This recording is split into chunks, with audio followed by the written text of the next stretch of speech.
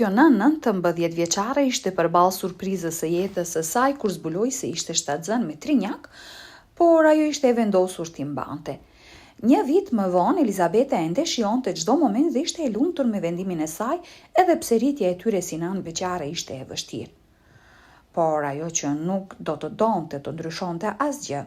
Por pastaj një ditë mjeku i saj telefonoi për të pranuar një gabim të pabesueshëm. Por para se të fillojmë, shtypni butonin e pëlqimit, abonoheni në kanalin ton dhe mos harroni zilen e njoftimeve në mënyrë që të mos humbisni asnjë nga historitë tona të ardhshme.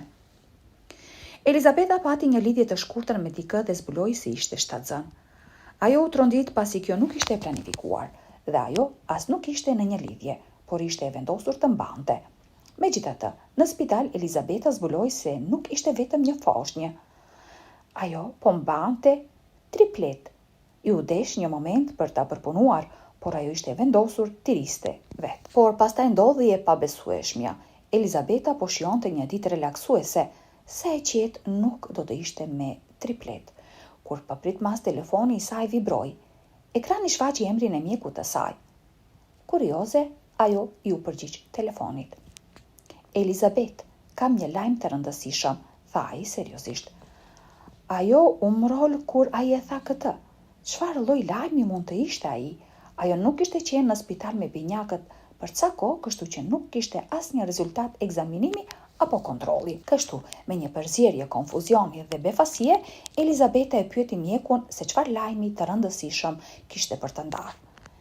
Ne bëm një gabim të tmerrshëm pasi linde, u përgjigj mjeku me një zë të rëndë. Një gabim i tmerrshëm pas lindjes. Kjo ka ndodhur një vit më parë. Frymëmarrja e Elizabetës u ndërprej për një moment, ndërsa trupi i saj u tensionua. Çfarë lloj gabimi? Pyeti ajo, zëri i saj duke u dridhur pak. Ajo ishte nervoze për përgjigjen e mjekut, por gjendja e saj ankthioze u kthye me shqetësim të plot kur doktor Harrison i tha se nuk mund t'i tregonte në telefon. Të lutem, eja me njëherë në spital, tha mjeku me një ton të rrept. Zemra e Elizabetës filloi të rrihte gjithnjë më shpejt, por ajo ra dakord të vinte sa më shpejt që të ishte e mundur. Ajo papritmas u ndje e nxehtë ndërsa mendonte se çfarë mund të kishte mjeku për t'i thënë personalisht. Por cili ishte gabimi? Çfarë duhet të pres? Pyeti Elizabeta në telefon në një përpjekje të dëshpëruar për të marrë më shumë përgjigje, por mjeku ishte i vendosur. Vërtet nuk mund të ta them në telefon. Elizabet, të lutem, thjesht eja, e nxiti ai. Elizabeta u ndje e friksuar. Ajo donte të dinte tani, por mjeku nuk do t'i tregonte. Ishte e qartë për të se nuk do të merrte një përgjigje prej tij përveç në spital. Kështu, pasi mbylli telefonin, mendja e Elizabetës filloi të garonte. Ajo e dinte se duhej të shkonte menjëherë në spital, por nuk mund t'i lente tripletët vetëm. Pra, prioriteti i saj i parë ishte gjetja e një babysitter për ta. Si duhet të kujdesem për këtë me kaq pak paralajmërim, murmuriti ajo me dëshpërim. Pastaj erdhi diçka në mendje, nëna e saj. Ajo ishte ndoshta e vetmja e përgatitur për ta bërë këtë me kaq pak njoftim. Elizabeta u përpoqi të qëndronte e qetë, por ndërsa thiri numrin e nënës së saj, vuri re se duart i dridheshin. Mami, duhet të shkoj në spital. A mund t'i lë fëmijët në shtëpinë tënde? Tha ajo duke u përpjekur të mbante zërin e saj të qëndrueshëm. Ajo nuk donte që edhe nëna e saj të shqetësoj. Nëna e saj u hutua nga kërkesa e papritur, por për fat të mirë për Elizabetën ajo nuk kishte probleme me kujdesin e fëmijëve për një kohë. Ajo nxori një psherëtim lehtësimi dhe me nxitim i futi fëmijët në makinë, pas së cilës ajo shkoi në shtëpinë e nënës së saj. Elizabeta parkoi makinën e saj pikërisht përpara shtëpisë dhe i nxori fëmijët. Pastaj ajo shkoi drejt shtëpisë së nënës së saj dhe i ra ziles. Ajo ndjehej sikur kishte një ndjenjë urgjence në ajër dhe Elizabeta u bë gjithnjë më nervoze, ndërsa mendimet i vërshonin në kokë. Elizabeta po hidhej me nervozizëm nga njëra këmbë në tjetrën. Kur nëna e saj hapi derën, ajo e shikoi me shqetësim vajzën e saj. Çfarë nuk shkon? Pyeti nëna e saj. Por Elizabeta mundi vetëm të tunte kokën. Nuk e dijente, tha ajo me një dridhje të lehtë. Ajo shpejt puthi nënën e saj dhe fëmijëve ju tha, lam të mirë. Pastaj me nxitim u kthye në makinën e saj. Ajo duhej të shkonte në spital për të zbuluar se çfarë po ndodhte. Kur hyri në makinë, Elizabeti mori një moment për të marrë frym dhe u përpoqi t'i mbante lotët. Ajo shikoi shtëpinë e nënës së saj dhe pa nënën e saj duke qëndruar në derë. Nëna e saj i bëri me dorë dhe i futi brenda foshnjët në karrocën e madhe. Elizabeta nxori një pshërëtim dhe u nis. Dhe sa ku e bëri këtë, mendja e saj filloi të garonte përsëri. Çfarë po ndodhte? Tani vetëm, Elizabeta po ecte me shpejtësi dhe u kthye në drejtim të spitalit. Mendja e saj ishte kudo, çfarë mund të ishte e gabuar? Pyetja i honte në mendjen e saj. Ajo hodhi një sy orës, udhëtimi dukej se zgjaste përgjithmonë dhe shoferët e tjerë nuk po i ndihmonin as pak. Ajo përpoq të fokusoj në rrugën përpara, por mendja e saj vazhdonte të kthej tek ajo që kishte thënë mjeku. Ne kemi bërë një gabim të tmerrshëm. Ndërsa ngiste, Elizabeta pyeste veten se çfarë gabimi mund të kishte bërë spitali, dukej shumë urgjente. A ishin tripletet të sëmur? A kishin ndonjë defekt në lindje që i kishin anashkaluar? Ideja e friksonte. Ajo i donte foshnjët e saj aq shumë dhe mendimi se ata nuk ishin mirë ishte shumë. Ajo shtrëngoi timonin, duke luftuar lotët e shkaktuara nga gjendja e saj nervoze. Jo, ata janë mirë, u përpoq ajo të binte veten. Ajo u befasua nga vendosshmëria në zërin e saj dhe kjo bëri që ajo të kishte një mendim tjetër. Po, sikur tripletët të ishin krejtësisht të shëndetshëm, por ajo ishte ajo që ishte e sëmur? Ajo nuk ndihej e sëmur, por ndoshta mjekët gjetën diçka të gabuar me shëndetin e saj. Ajo donte të siguronte veten përsëri, por ky mendim e friksoi edhe më shumë. Ajo nuk donte të ishte e sëmur dhe pa aftë për të kujdesur për foshnjat e saj. Çfarë do të ndodhte me foshnjat e saj ndërsa ajo ishte e sëmur? Po sikur të ishte aq keq sa që nuk do të ishte gjallë për një kohë të gjatë? A do të ishte nëna e saj në gjendje të kujdesej për to? Skenari luajti në mendjen e saj dhe shqetësimet e saj u rritën. A mundet një grua e moshuar të merrej me 3 foshnjat me njëherë? Elizabeta ndjeu një nyje të tmerrshme në stomak. Ajo nuk donte që foshnjat e saj të ishin pa të. Më në fund ajo mbriti në spital dhe parkoi pranë hyrjes. Hodhi një sy shpejt në telefonin e saj dhe zemrera. Ajo kishte 2 thirrje të humbura nga mjeku. Ky e bëri gjithçka të ndihej edhe më urgjente dhe i mori të gjitha përpjekjet e saj për të mos shpërthyer në lot nga paniku i pastër. Ajo mori frymë thellë dhe hapi derën e makinës. Ishte koha për të përballur me të vërtetën tani. Elizabeta hyri në spital dhe ndjeu një përzierje nervësh dhe frustrimi të vinte mbi trupin e saj ndërsa pa radhën e njerëzve përpara recepcionit. Ajo priti, duke u ndjerë gjithnjë më nervoze ndërsa shikonte orën. Çdo minutë zgjaste përgjithmonë dhe radha e njerëzve nuk dukej se lëvizte as pak. Zemra i rihte në gjoks dhe pastaj pas asaj që dukej si një përjetësi, ajo më në fund arriti në sportelin e përparëm.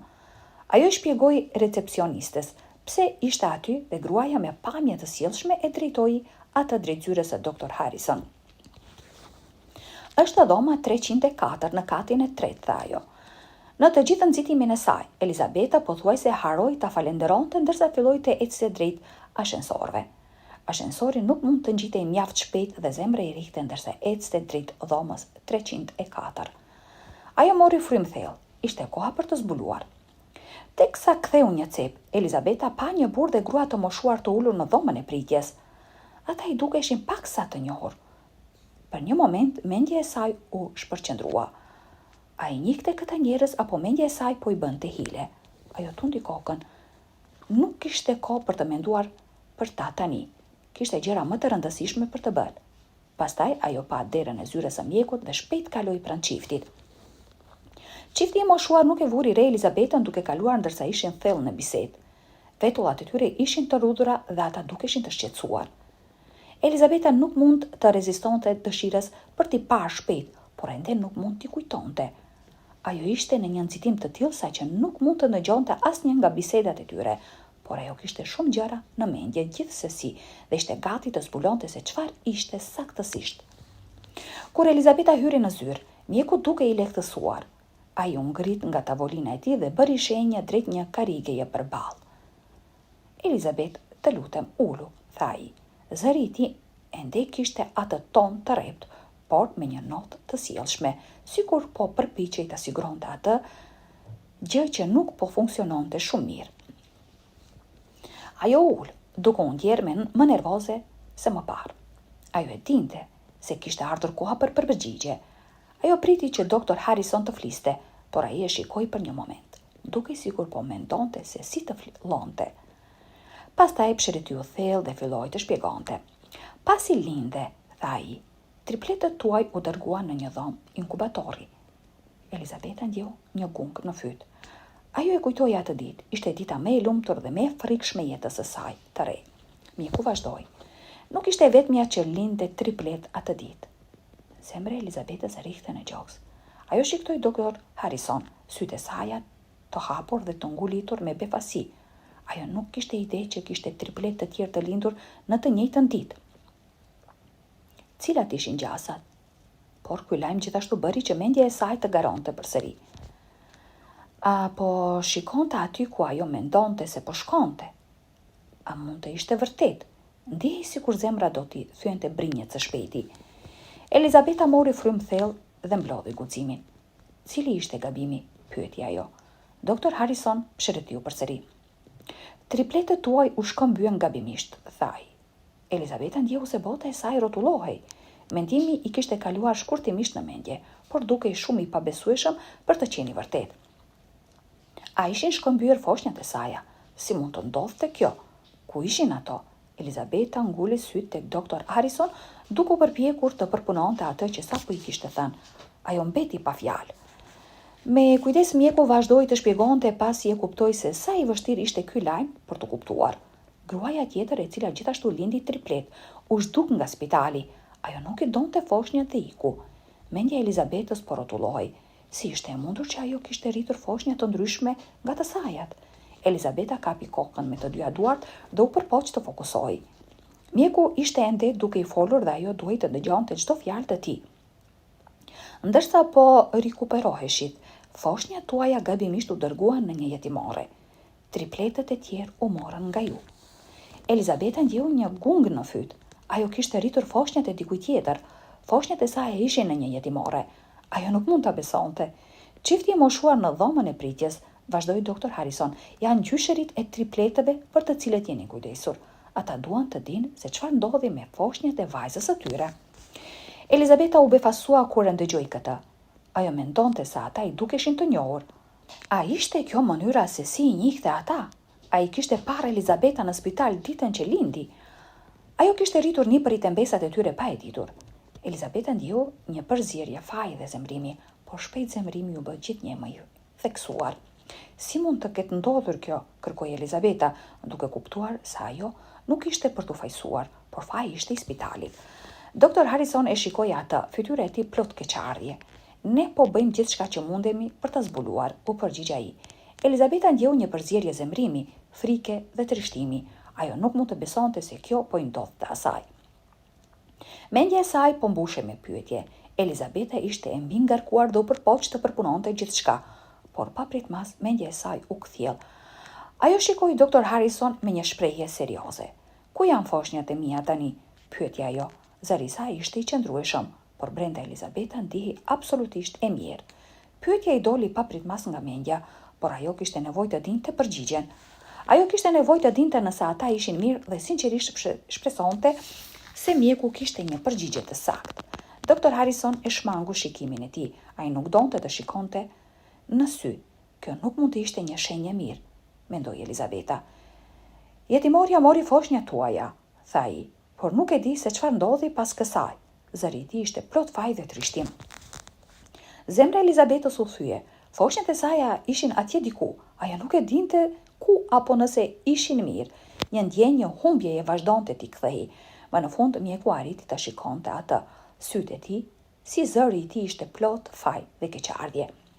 Ai papritmas kapi një copë letër dhe një stilolaps dhe shkroi diçka.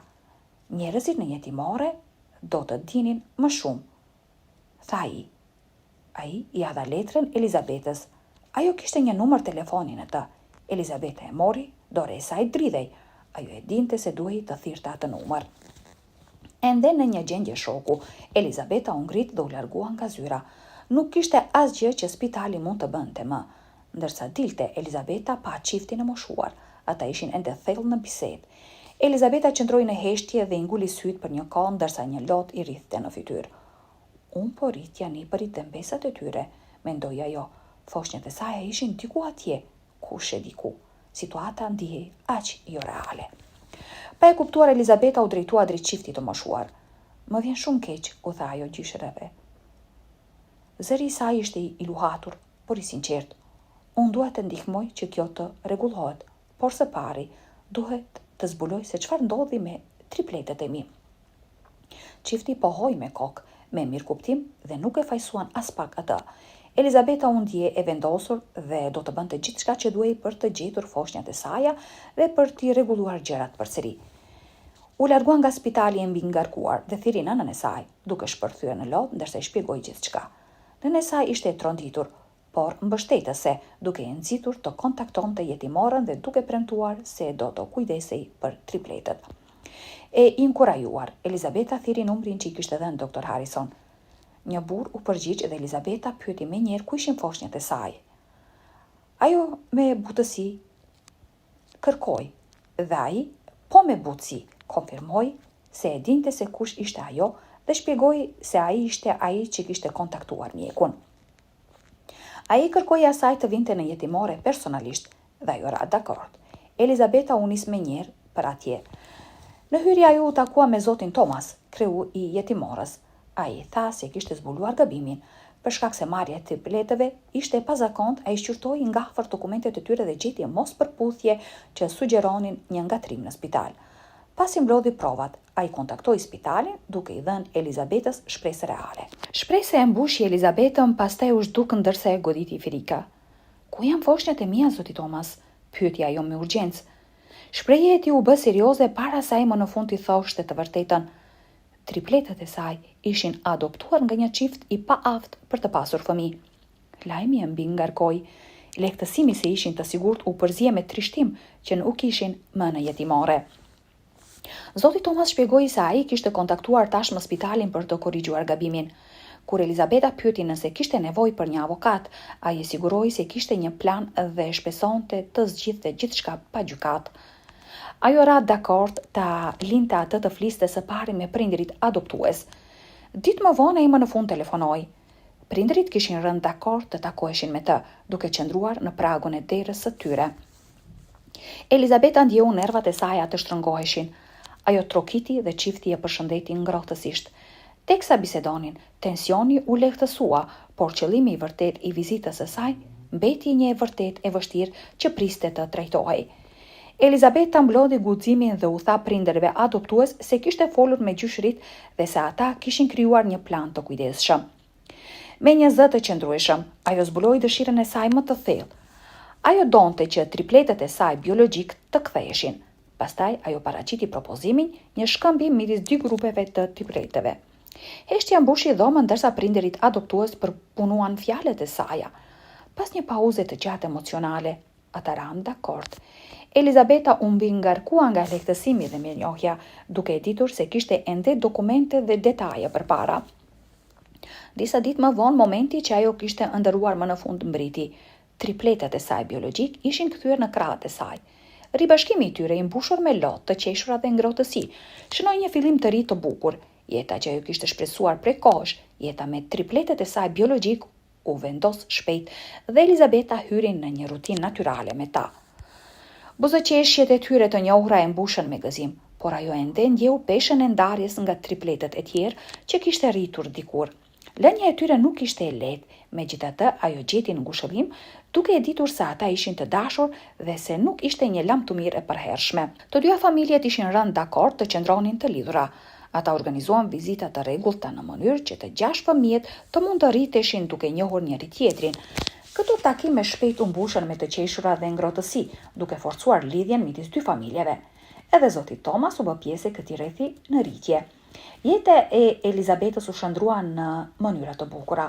Ajo mbeti nën e tripletëve të saj, ndërsa ende luante një rol të dashur në jetën e të tjerëve.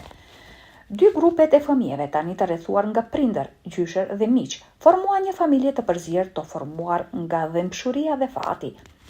Elizabeta i përqafoi të gjitha, mirënjohëse për një dashuri që vetëm ishte rritur. Faleminderit që na ndoqët.